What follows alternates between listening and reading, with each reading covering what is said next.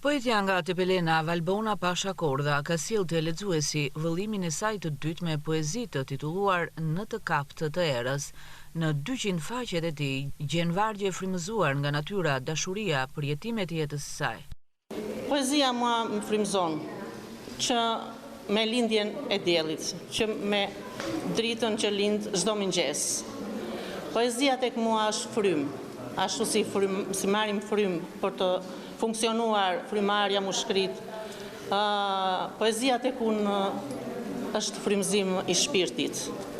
Dhe unë dua të shkruaj për ditë, sa herë që shoh diellin, sa herë që shoh gjelbërimet, sa herë që më ngacmojnë, çdo peizazh i bukur, ndjenja e njeriut, ndihem e mbushur dhe shkruaj.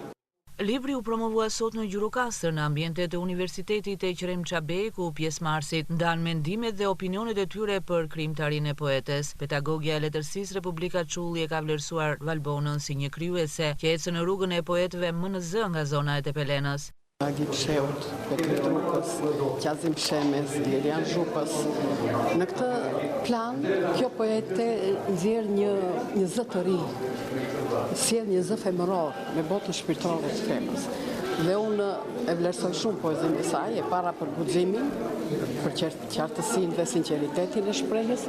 Është një femër me një botë shumë të pasur shpirtërore, i ka kushtuar shumë poezi dashurisë në mënyrën më origjinale të mundshme, se është një femër që shkruan për dashurinë për femrën dhe për dashurinë në përgjithësi, por nuk në pa përmendur dhe motive të tjera, siç janë motive filozofik, motive social, dhe shpaloset në poezinë e saj një larmi temash që të mrekullojnë.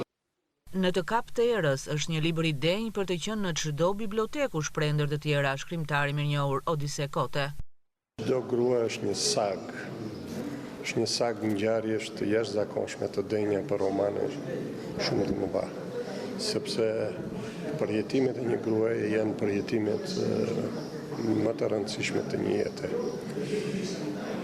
Kur kjo grua që ka një sag bën një rrëfim shpirti, nxjerr një gullim me poezi, atëherë gjia zmadhohet dhe merr formë universale.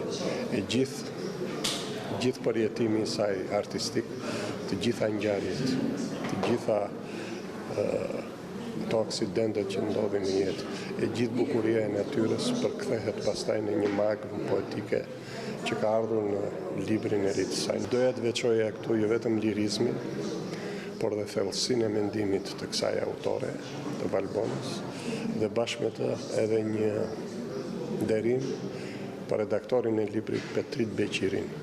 Unë besoj që ai ka bërë një punë shumë të mirë, duke na dhuruar një libër të denj për të lexuar për të qenë në çdo bibliotekë. Valbona, si edukatore në profesion, është duke bërë gati edhe një libër me tregime për fëmijë, ndërsa mbi 1000 shkrime poezie proz i ka ende të pabotuara.